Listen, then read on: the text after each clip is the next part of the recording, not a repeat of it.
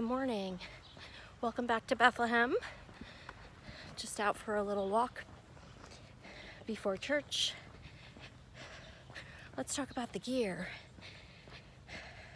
that I used for the 275-mile LASH. What worked and what didn't. For the most part, every single piece of gear that I took on the hike was fantastic. Right out of the gate, I decided to get rid of the backcountry bidet. It just wasn't convenient on the trail. It always meant having to have extra water. It didn't work very well in the privies, and I did my best to use privies for the whole trail. Luckily, I brought baby wipes with me on the hike, just in case. And so when I got to Chica and Sunset's hostel on day 4, I left the bidet in the hiker box. And I'm not against the bidet because I have one in my apartment and I love it. I love it as part of a flushing toilet system. When I got to Chica and Sunsets in Franklin, North Carolina, I ended up leaving behind my long scrub pants because the trail was way, way, way warmer than I thought it would be, and I just didn't need long pants. But then I went into Outdoor 76 and ended up buying another t-shirt and another pair of shorts because I wanted to have a rotating set that I could use in town. So basically wear one set of clothing to hike in, and every time I was able to do laundry, I could change into the clean set and rotate. The next stop on the trail was the NOC on day 8. And when I got to the NOC, I had already run out of fuel. And so I changed out my cook system. I left my 750 ml Tokes pot in the hiker box at the Outdoor Outfitters, and I picked up a 1-liter pot from LI Camp and the larger fuel can, the 8-ounce fuel can, because I did not want to run out of fuel again. When I got to Newfound Gap and I got off the trail to stay with my friends in Knoxville, Tennessee, I went to the REI and I changed out my pot again for a the 1100 milliliter pot from Tokes, because titanium is lighter and the LI Camp pot, I think, is an aluminum pot. So yeah, I went through 3 pot systems,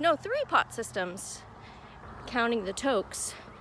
And then the LI Camp pot I gave to my friends in Knoxville because they are also campers, car campers, and use that sort of gear also. I also had to replace my camp towel that I accidentally left in a washing machine at Fontana Village. That's all the gear that I added or changed. There were only 2 things in my backpack that I didn't use on the whole trip.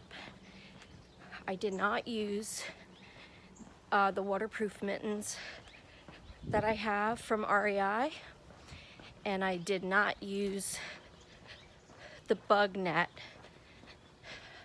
that I have from Sea to Summit. Oh, and I guess technically, does this count as gear?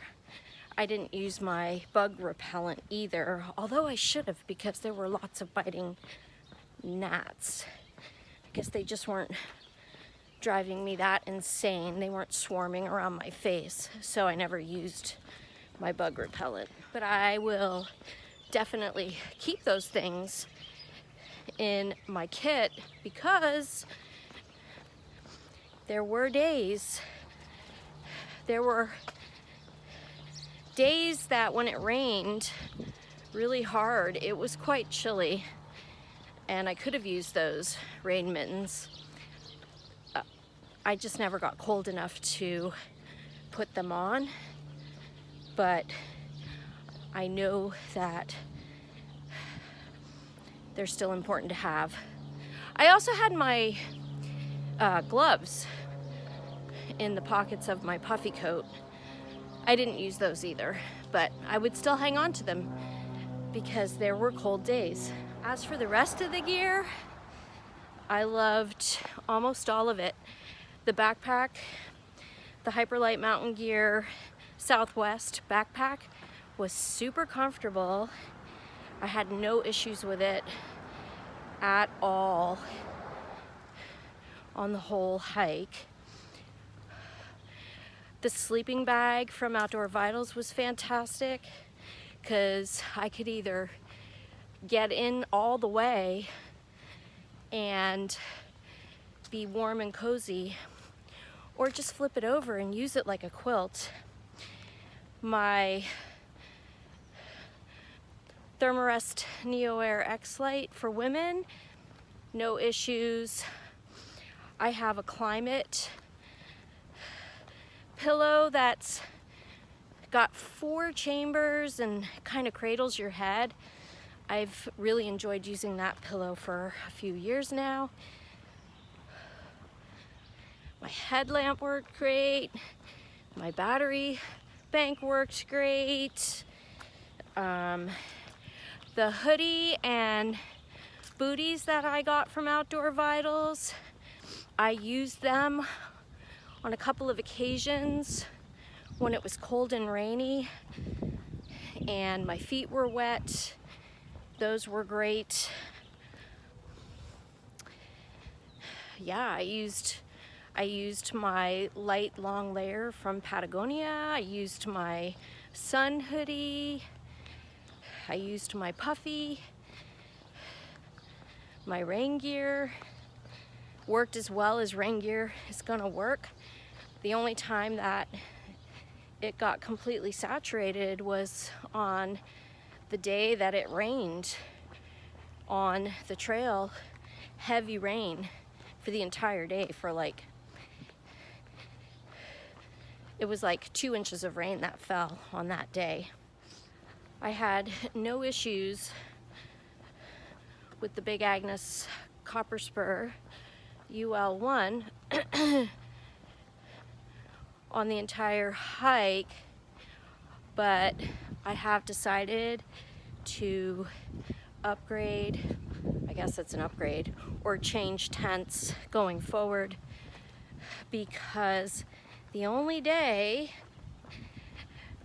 that I wasn't sure I wanted to use it was on that really, really bad, heavy, rainy day. I had anxiety that day. I just didn't trust that keep me dry. I didn't trust that I'd be able to set it up fast enough to stay dry, and